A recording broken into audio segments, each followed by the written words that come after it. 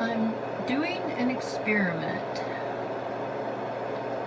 I have my white noise machine turned on, and while I take you on a little tour of this book, I'm going to have something else going on in the background and see if that's gonna work. Traversable underwater channel that can go from the west coast of the United States all the way to Nebraska. There's a significant military base there, and that's part of how they access it. Is under Yes, that's true. I mean, the military's been going from the east and west coast using the aquifers for a very long time. Really? Yes. Wow. Yeah. I like the naval sea base that's in the middle of Nevada there. It's a you drive by. Yeah. On the way to Vegas or whatever.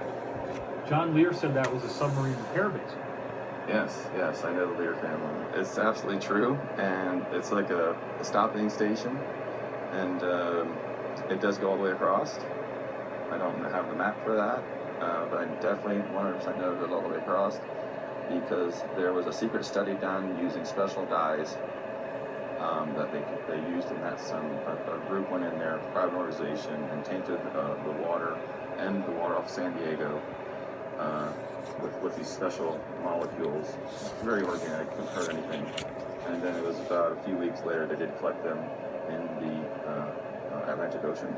So it's definitely has a some sort of four-way through that entire place. Would you say that even people serving on like a nuclear sub might be using these routinely? Yes, I believe so.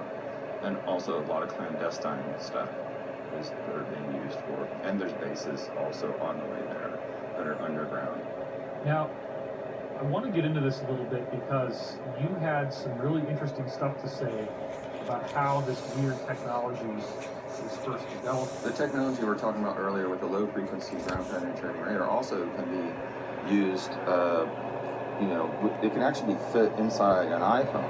Really? And you can place this on your hand or on your chest, and it'll show you your hand, and you can zoom in all the way to the actual cell and say, all right, I have 3 cells here next to him. This one's metastatic. This is a cancer cell. This is a tissue cell, and then zap it, and now you just cured yourself of cancer.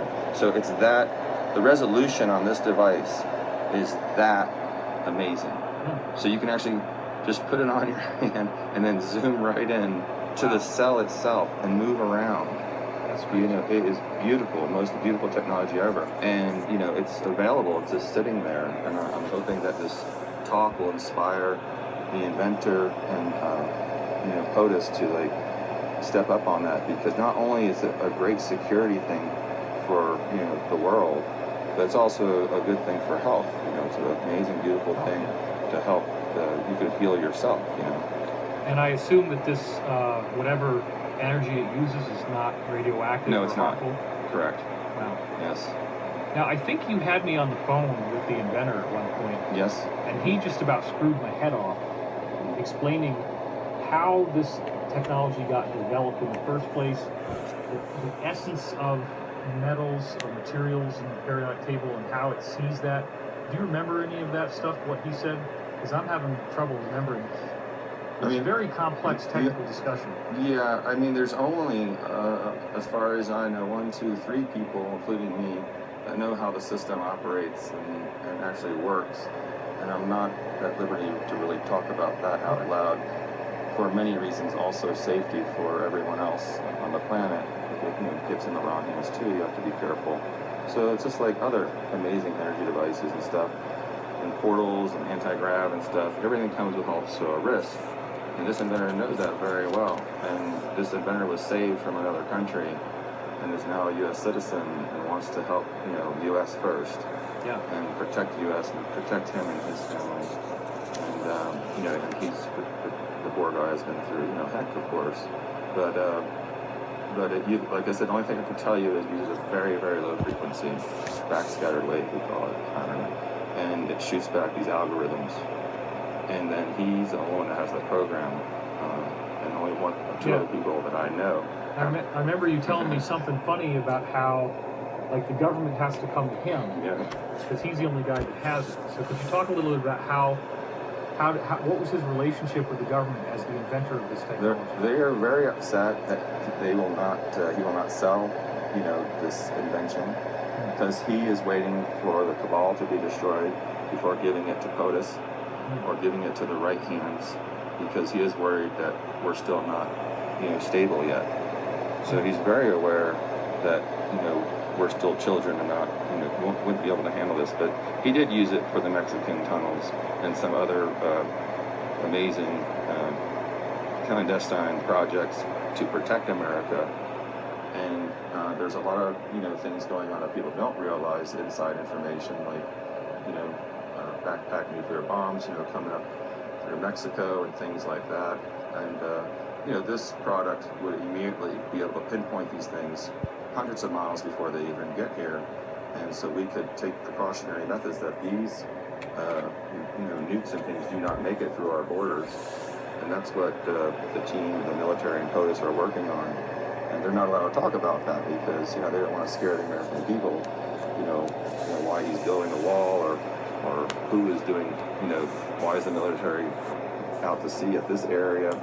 And it's hard, for them to, bring this to the people because, if the enemy knows that they're going to change everything around. It's at a level now where it's just who you know and what the device is going to be used for.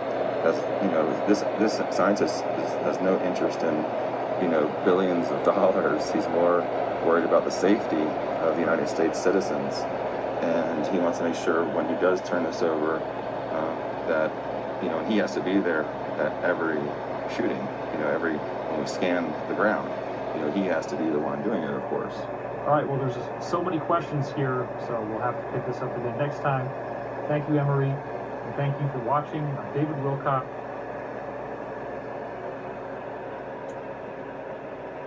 Okay, well, I'm just going to see what happens when I put this on YouTube.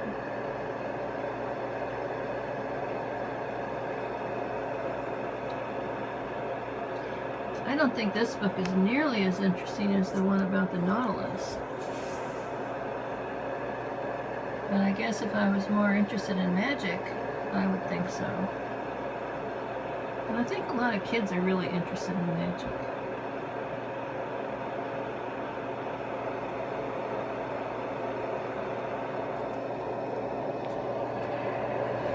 It's the Holy Grail.